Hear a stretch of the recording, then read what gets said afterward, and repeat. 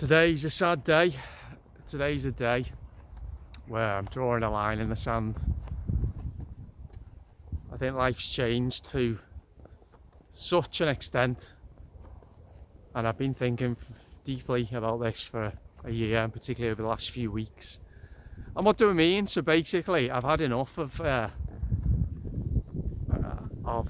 people's acquiescence, people's acceptance, people's lack of spine, people's lack of courage to even have a conversation, people's blind obedience to rules that they know are fundamentally, morally wrong. This is obviously the group of people, which is the majority now, I firmly believe, a large majority, who are not scared of a virus, but are instead scared of authority, or should I say scared of taking a stand against authority. These are the people I'm talking about, which is the majority now in this country. It's funny because so draw a line in the sand, what does it mean? Well, it's self-preservation for me, one thing. The way I look at it is that others have drawn their line in the sand. They've made clear that all those things I just talked about then, they're not going to do. They're not prepared to take a stand. They're not prepared to engage in the debate of our era. They're not prepared to defend liberty. They're not prepared to defend freedom and democracy and all those things that this country has always been about. They're not prepared to defend their children from the evils of a tyrannical state. I find it appalling, shocking, beyond comprehension. So, I don't really feel like I have enough in common with a lot of people. I have lots in common with a select few people, honourable exceptions, who are amazing. I have the utmost respect, particularly for people who've changed their minds, who have done a full 180, who have realised the mortal danger that we're in. I've changed tack and I've backed it up with their actions. So me drawing a line in the sand is me not falling out with people, just really a recognition to myself and to them if they ask that our values are too different.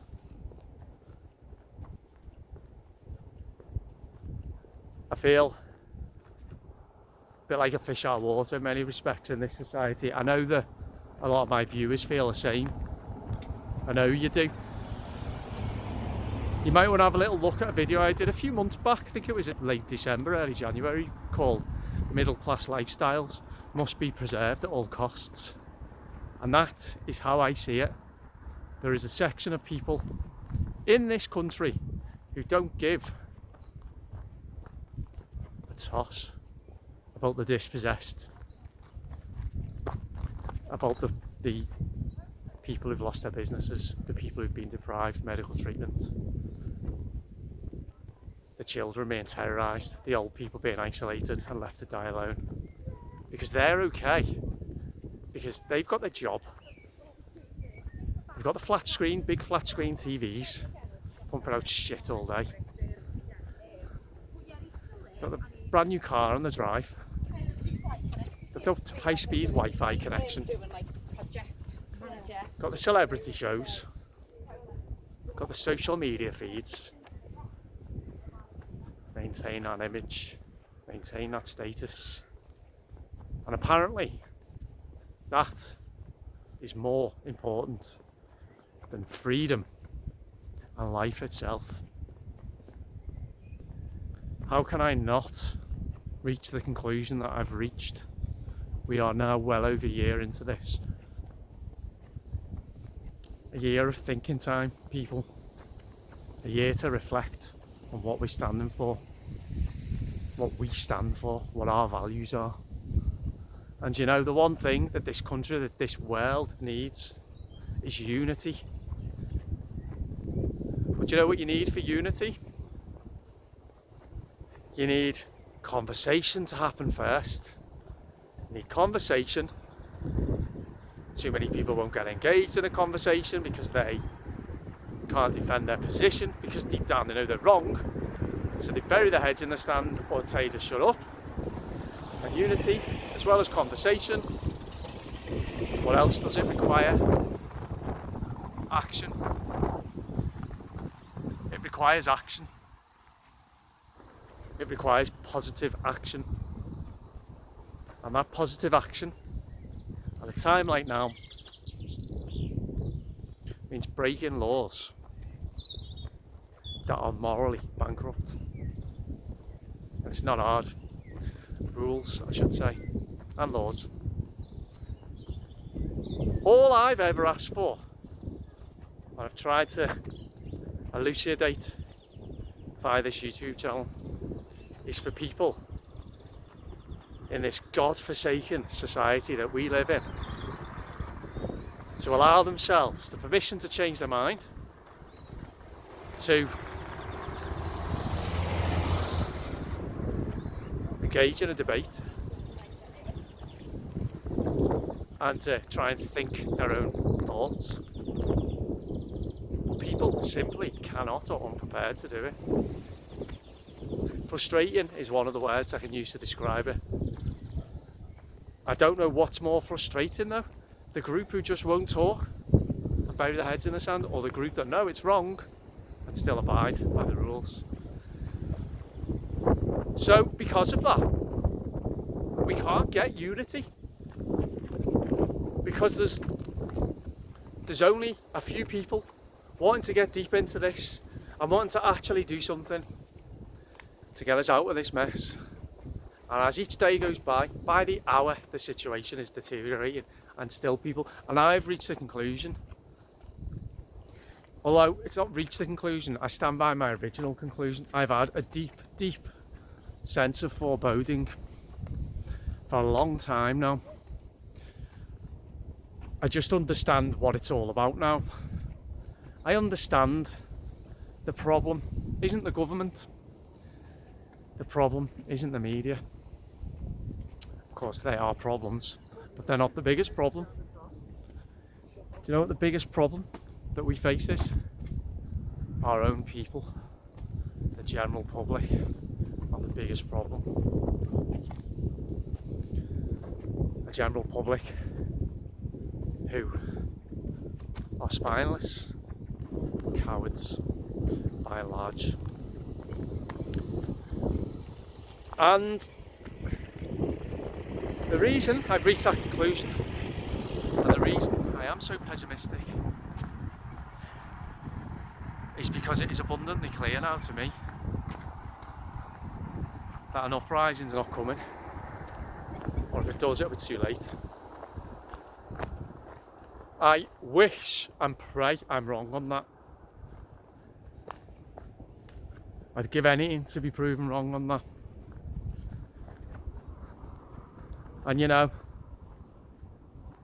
I've never asked for people, oh, get yourself a YouTube channel and document your daily thoughts. I'm asking that. I'm asking people to break many laws or anything like.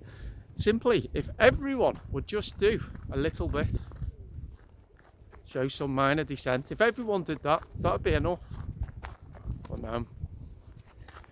Particularly puzzled and angered by many parents' seeming lack of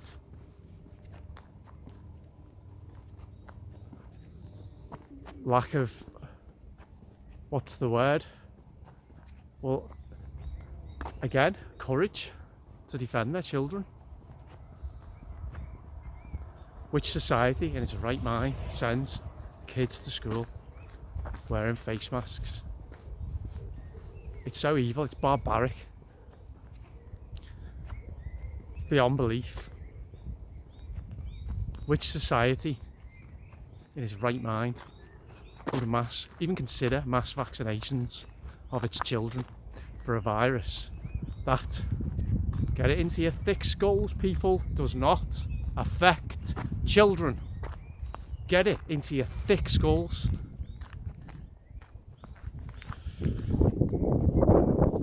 Why would I not be angry? Now, this is something I need to work through myself. I also have to come to the conclusion things have changed. But those that shine bright shine very bright in amongst the darkness. And while the majority walk headlong in the darkness off the edge of a cliff, well, there's been those of us trying to warn, trying to point towards the light, but we're not being listened to. But we'll still keep on being that light. And that's what I'll try and do. And I just want to say all this. The one thing I don't want it to come across as is like a moral lecture. A moral lecture it ain't. Because I am far from perfect. Deeply flawed. I can be a knob. I know that.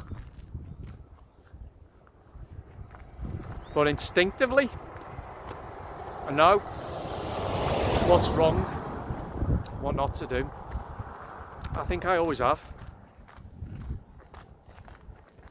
And another conclusion. It's easy to be nice. Following rules, oh, isn't that nice? That's nice, isn't it? Do as we're told. Oh, you're a nice person, you're doing as you're told.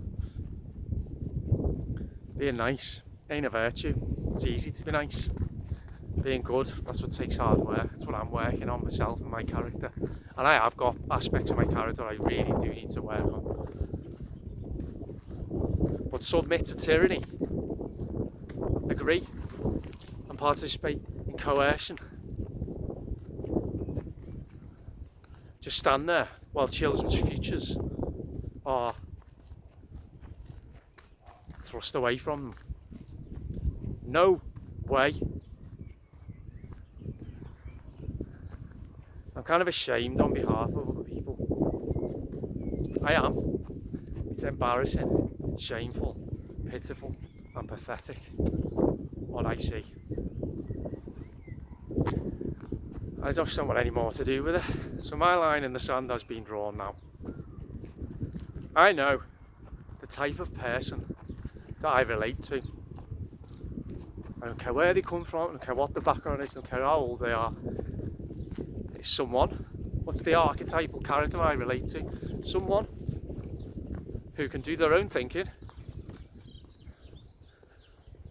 Someone who's value driven. And someone who backs up actions with words. Backs up words with actions.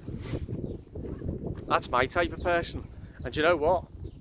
There ain't many of them around in this society that we currently have. But they are there. And now in doing this, drawing my line in the sand, kind of removing myself from influences that I really no longer relate to, and make room for more positive influences in my life. I'm sick of being dragged down. I know you all are watching this. Sick of being dragged down by other people's neurosis, paranoia, fear and cowardice. The whole world's in this mass psychosis. And if you're in any way sane, it's incredibly difficult. Nietzsche said, insanity is rare in individuals, but in epochs, parties, groups and nations, it is the rule. How true is that? Wow, what an observation that is. So there we go. My line in the sand has now been drawn. I've run out of excuses for people. I don't like what they are standing for. Should I say, not standing for. I fly my. I think that's about it really for today's video. What a sad day in a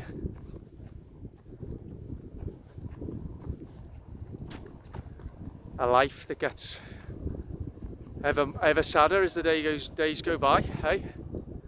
But Jim, who's been on my channel, he said it right. He's been on my channel 3 times. He said the strongest characters will be the ones that eventually rise to the top. I'll be the last man standing, I know that. And we just have to hope that we live to see the day when our society heals itself. In the meantime, those that are, the light will shine bright. So, just keep doing what you're doing, people. I'm in a bit of a spell where I am feeling pretty the last few weeks, very pessimistic. And I know that that'll lift and I will feel a bit more optimistic because it'll just naturally happen. Problem is when these optimistic spells come, they're always broken by more, fear, news reports, whatever, and you just suddenly realise, oh God, yeah. Anyway, I'm starting to ramble, so I'm going to go now and enjoy the rest of my walk. So, speak to you all soon. Bye bye.